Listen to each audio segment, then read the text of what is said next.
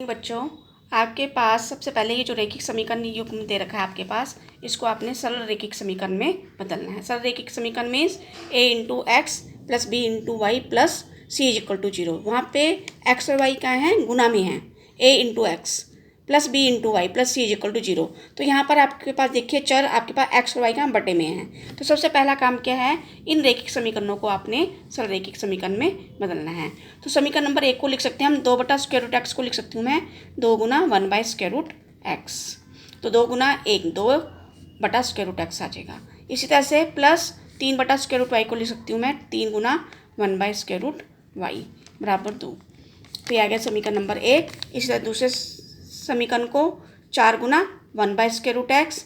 इसी तरह से minus 9 by square root y को लिख सकती हूँ मैं 9 into 1 by square root y बराबर -1।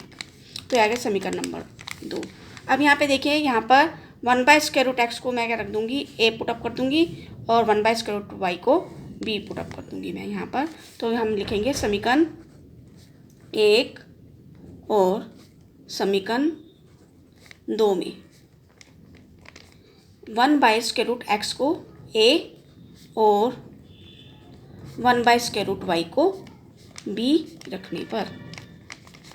अब इसको समीकरण नंबर 3, क्योंकि ए और जो बी के मान आएंगे उसको हमने यहाँ पे रखना है, क्योंकि एक्चुअल में आपके पास समीकरण एक्स और वाई में है। तो आपको मान किसके निकालने हैं, एक्स और वाई के निकालने हैं। तो रख दिया मैंने यहाँ पे। तो यहाँ से 2 गुना 1 बाय स्क्वायर रूट एक्स की जगह, इसकी जगह क्या रख दिया मैंने, ए। तो 2 गुना ए आ गया, तो 2a हो गया। समझ लीजिए इसको 2a। इसे 3 into 1 by square root y को क्या रखा है, b। तो यहाँ से आएगा प्लस 3b बराबर 2 आ गया। फिर दूसरे समीकरण में इसी तरह से 4 1 बाय स्क्वायर रूट एक्स को क्या रख दिया मैंने, a। तो 4a minus 9 into 1 by square root y की जगह क्या रख दिया मैंने, b। तो यहाँ से आएगा 9b बराबर -1। तो ये आ गया आपके पास समीकरण नंबर 4 और ये आ गया समीकरण नंबर 5 आ गया। अब समीकरण नंबर 4 और 5 को क्या करना है आपने, आपकी मर्जी, आप इसे विलोपन विधि से भी सोल्व कर सकते हैं और वज्र गुणन विधि से भी सोल्व कर सकते हैं। तो मैं इसको वज्र गुणन विधि से सोल्व कर रही हूँ। तो इसके लिए सबसे पहले इन दोनों समीकरणों को, समीकरण नंबर 4 और समीकरण नंबर 5 को इसके मानक रूप में रखना पड़ेगा। मानक रूप means ax plus b y plus c equal to 0 किया मैंने इसको। तो 2a प्लस 3b माइनस 2 बराबर 0, 4a माइनस 9b माइनस का 1 इधर आके क्या हो जाएगा, प्लस का 1 बराबर 0। अब हमने क्या करना है, ए के लिए, ये आपके पास कॉलम नंबर 1 है, तो ए के लिए ए वाला कॉलम छोड़ देंगे। तो इसमें कौन से आ जाएंगे, कॉलम नंबर 1 के बाद कॉलम नंबर 2। तो बी के गुणांक आ जाएंगे और अचर पद आ जाएंगे। तो इसके लिए लिखा 3 और यहाँ पे आ जाएगा -9, फिर -2 और 1 आ गया। बी के लिए बी वाला कॉलम छोड़ देंगे, तो बी से आगे वाला कॉलम कौन सा आपका, थर्ड कॉलम है। तो ये अचर पद और चर ए वाले गुणांक आ जाएंगे। तो लिखेंगे -2 1 और चर ए वाले क्या आ जाएंगे, 2 और 4 आ गया। इस तरह से 1/1 के लिए अचर पद वाले को छोड़ देंगे, तो थर्ड कॉलम के बाद फर्स्ट कॉलम मीन्स चर ए वाले गुणांक लिखेंगे और चर बी वाले गुणांक लिखेंगे हम। तो 2 4 3 और -9 आ गया। अब क्या करना है, फर्स्ट कॉलम के फर्स्ट एलिमेंट को इधर मल्टीप्लाई करना, फिर माइनस का साइन, फिर फर्स्ट कॉलम के सेकंड एलिमेंट को इधर मल्टीप्लाई करना है। तो क्या हमने 3 गुना 1 माइनस ऑफ -9 इंटू -2, फिर बराबर b बटा, उसी तरह से फर्स्ट कॉलम के फर्स्ट एलिमेंट को इधर मल्टीप्लाई किया, माइनस का साइन, फिर फर्स्ट कॉलम के सेकंड एलिमेंट को इधर मल्टीप्लाई करना है।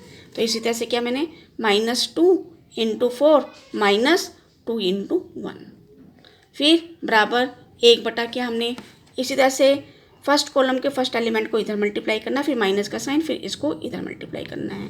सेकंड एलिमेंट को, फर्स्ट कॉलम के सेकंड एलिमेंट को इधर मल्टीप्लाई किया। तो यहाँ से 2 गुना -9 माइनस 3 गुना 4 आ गया आपके पास ये। अब क्या हमने a बटा, 3 गुना 1 3 माइनस माइनस क्या हो जाएगा, प्लस। तो 3 माइनस क्या आ जाएगा, माइनस का, ये माइनस का साइन तो ये वाला है, और ये माइनस क्या हो जाएगा, प्लस। 9 दूनी 18 आ गया।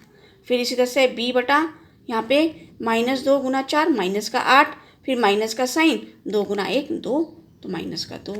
फिर इसी तरह से बराबर 1 बटा 2 गुना -9 माइनस का 18, फिर -3 गुना 4 माइनस का 12 आ गया यहाँ पे। अब क्या हमने ए बटा आपने 3 प्लस का 3 है, माइनस का 18 है, तो क्या आ जाएगा माइनस का 15, तो ए बटा माइनस 15। फिर बराबर बी बटा -8 -2 माइनस का 10, 1 बटा -18 -12 दोनों सेम साइन है, जुड़ जाएंगे, तो क्या आ जाएगा माइनस का 30 आ जाएगा। अब क्या करना है, ए के लिए सोल्व करना है। ए के मान के लिए तो आपने क्या करना है, चर ए वाला और चर पद वाले को सोल्व करना है। तो ए बटा -15 इज इक्वल टू 1 बटा -30। तो क्या हमने -30a is equal to minus का 15, माइनस माइनस दोनों तरफ से कैंसिल हो गए, a बटा 15 बटा 30। तो 15 का 15, 15 दूना 30। इसी तरह से b के मान के लिए, तो उसके लिए क्या करना है, चर b वाला और अचर पद वाले को सोल्व करना है। b बटा -10 इज इक्वल टू -1 बटा माइनस का 30। क्रॉस मल्टीप्लाई किया, माइनस का 30 भी into -10, minus minus cancel, b is equal to 10 बटा 30। तो 10 से कम 10, 10 दिए 30। तो ये a और b के मान आए हैं। आपके पास जो समीकरण है आपके पास वो x और y में है, तो आपको मान किस में निकालने हैं, x और y के लिए निकालने हैं। तो क्या करेंगे हम, a और b का मान, a और b का मान समीकरण नंबर 3 में रखने पर, समीकरण 3 में रखने पर, समीकरण नंबर 3 में रख दिया। समीकरण नंबर 3 क्या है, 1/√x बराबर a, तो a की जगह क्या आ जाएगा 1 बटा 2। अब क्रॉस मल्टीप्लाई किया तो यहाँ से आ जाएगा √x बराबर 2। तो अब क्या करेंगे हम, इसको दोनों तरफ, दोनों पक्षों का वर्ग करने पर, तो करते हमने √x का स्क्वायर बराबर 2 का स्क्वायर। √x का स्क्वायर क्या हो जाएगा, x, √x इंटू x आ जाएगा, तो x बराबर 2 का स्क्वायर हो जाएगा 4। इसी तरह से b का मान भी रखना है आपने, तो वो क्या था 1/√y बराबर b, तो b का मान क्या 1/3। क्रॉस मल्टीप्लाई किया तो √y बराबर 3। अब इसी तरह से दोनों पक्षों का वर्ग करने पर, तो यहाँ से आ जाएगा आपके पास, कर दिया आपने वर्ग, √y का स्क्वायर बराबर 3 का स्क्वायर।